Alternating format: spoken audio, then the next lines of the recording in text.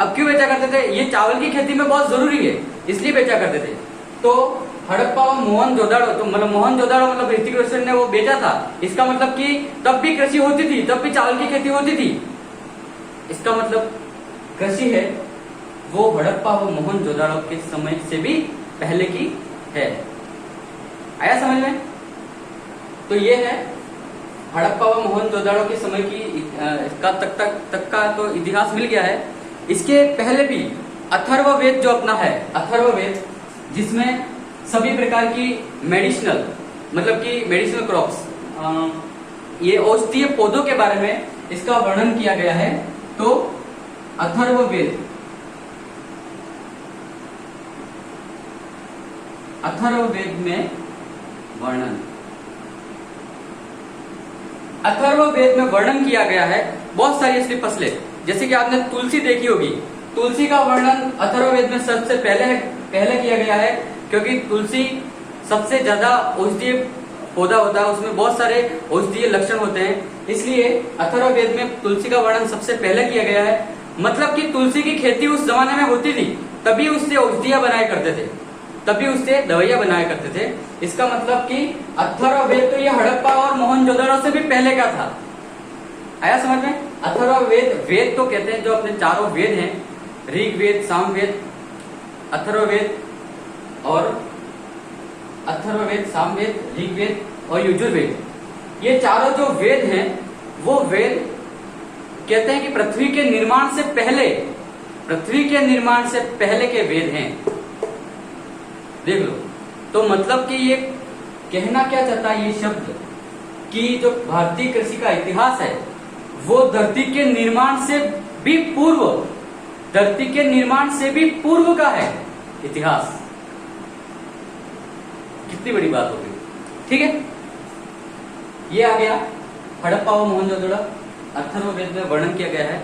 एक बात आपको बता दूं कि आपने एग्रीकल्चर सब्जेक्ट लिया है, तो इसमें क्या होता है कि 11 के बाद में 12th होती है, और 12th के बाद में बीएससी एग्रीकल्चर होता है। लेकिन 12th और बीएससी एग्रीकल्चर के बीच में एक बॉन्ड होता है, उस बॉन्ड का नाम है jet exam, joint entrance exam. इसका मतलब ये होता है कि तुम अगर 12वीं के बाद में जेट का एग्जाम देते हो और उसमें क्वालिफाई होते हो, तो तुम्हें गवर्नमेंट कॉलेज से बीएससी एग्रीकल्चर करने का मौका मिलता है। और ये जो बीएससी एग्रीकल्चर जो 4 साल की होती है, उसको करने के बाद आपके गवर्नमेंट जॉब के चांस बढ़ जाते हैं, बहुत सारे स्कोप्स बढ़ जाते हैं आपके, ठीक है? तो बीएससी एग्रीकल्चर करना हो आपको तो जेट का एग्जाम देना पड़ेगा। ये जेट होता है, JET, joint entrance exam, joint entrance exam, ये जेट होता है। इसको देना बहुत जरूरी है हमारे एग्रीकल्चर वालों के लिए। इसको बायो वाले भी दे सकते हैं, मैथ वाले भी दे सकते हैं, बीएससी एग्रीकल्चर करने के लिए, ठीक है? ठीक है, तो ये भारतीय कृषि का इतिहास हड़प्पा और मोहनजोदड़ो के समय का है। अथर्ववेद में भी इसका वर्णन मिलता है, इसका उल्लेख मिलता है। और आपने देखा होगा कि आज भी लोग ट्रेडिशनल परंपरागत तरीके से खेती करते हैं। बहुत जगह पे बेल है, हल है, वो हल आखिर बनाया किसने होगा? आप सोचो कितना पुराना होगा वो हल, क्योंकि उसका वर्णन बहुत सारी किताबों में मिलता है। बहुत सारे जो ग्रंथ है, महाभारत के समय का भी है। भगवान जो कृष्ण थे, उनके बड़े भाई जो थे बलराम, उनका हथियारी हल था, है ना? और माना जाता है कि महाभारत आज से 5000 साल पुरानी है। तो वैसे बलराम भगवान को कृषि के देवता बोलते हैं, इसलिए उनके हाथ में हल था। तो तब के जमाने के थे। तो महाभारत में भी इसका वर्णन मिलता है। यह आप लिख सकते हो कुछ इस प्रकार से कि भारतीय कृषि का इतिहास हड़प्पा व मोहनजोदड़ो के समय का था। भारतीय कृषि का इतिहास अथर्ववेद में, इसमें भारतीय कृषि के इतिहास का वर्णन मिलता है अथर्ववेद में। और महाभारत के समय भगवान श्री कृष्ण के बड़े भाई थे बलराम भगवान, उनके हाथ में भी हल था। हल था इसका मतलब तब भी कृषि हुआ करती थी, तब भी भगवान कृष्ण गाय लेके जाते थे। तो इसका मतलब ये बहुत ही पुराना है, भारतीय कृषि का इतिहास बहुत पुराना है। ठीक है। और अथर्ववेद में भी ये भी कहा गया है कि ये अथर्ववेद तो धरती के निर्माण से पूर्व के माने जाते हैं।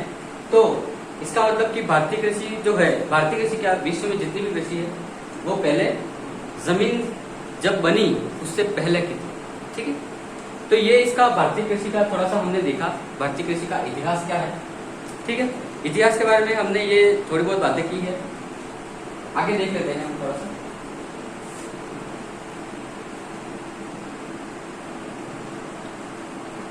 ये तो हमने देख लिया कि किस किस जगह पर इसका वर्णन मिलता है, लेकिन अभी जो फिलहाल भारतीय कृषि का इतिहास देखेंगे तो इसमें रुझान कब आया, मतलब एक अलग परिवर्तन, तकनीकें नई नई कैसे आई इस भारत में, वो देखेंगे हम। आज जो हम देख रहे हैं बहुत सारी तकनीकें, अलग अलग प्रकार की वेराइटीज देख रहे हैं, किस्में देख रहे हैं, सोयाबीन की इतनी किस्में, गेहूं की इतनी किस्में, मक्का की इतनी किस्में, बहुत सारी किस्में हैं। तो हम वो जो किस्में हैं वो निकली कहाँ से? आज हम देखते हैं कि पहले तो एक हल ही हुआ करता था, 2 बैल हुआ करते थे जोतने के लिए। आज ट्रैक्टर है, उसके पीछे अलग अलग प्रकार के कल्टीवेटर हैं, कोई मिट्टी पलटने वाला हल है, तो कोई पाटा है विभिन्न प्रकार का। आज डायरेक्ट मशीन से बुआई हो जाती है। ये सब तकनीकें आखिर आई कहां से, इसके बारे में हम थोड़ा सा देखेंगे। तो आप देखिए कि सन 1905 में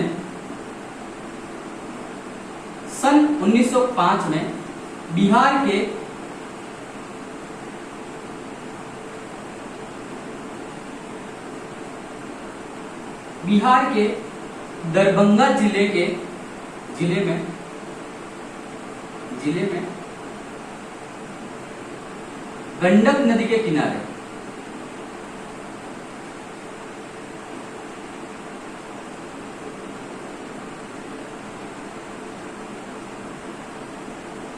अभी आप देखोगे एग्रीकल्चर का, इसमें बिहार का दरभंगा जिला कहाँ गया? अभी देखो 1905 में बिहार के दरभंगा जिले के गंडक नदी के किनारे, वहां पर एक नदी है, गंडक नदी नाम है जिसका, वहां पर एक संस्थान बनाया गया। उस संस्थान का नाम था PUSA। यहां से भारतीय कृषि में एक नया बदलाव आया।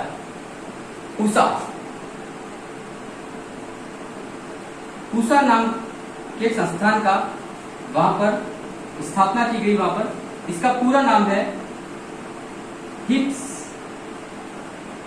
Of USA।